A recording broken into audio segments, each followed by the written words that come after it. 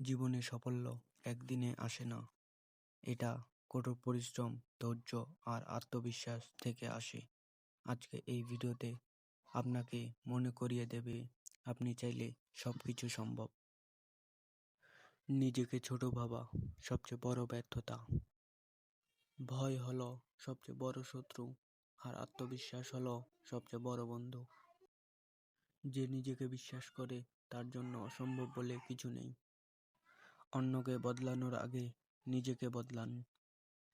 সাহসীরা একবার মরে, ভীতুরা প্রতিদিন মরে। কঠোর পরিশ্রম ছাড়া সফলতার কোনো শর্টকাট নেই। ছোট ছোট প্রচেষ্টাই একদিন বড় অর্জনের রূপ নেয়। ধৈর্যশীল মানুষের হাতে বিজয় ধরা দেয়। যতক্ষণ আপনি থামবেন না, ততক্ষণ কেউ আপনাকে হারাতে পারবে না। সফল মানুষেরাও একদিন ছিল নতুন, পার্থক্য হলো তারা থেমে যায়নি।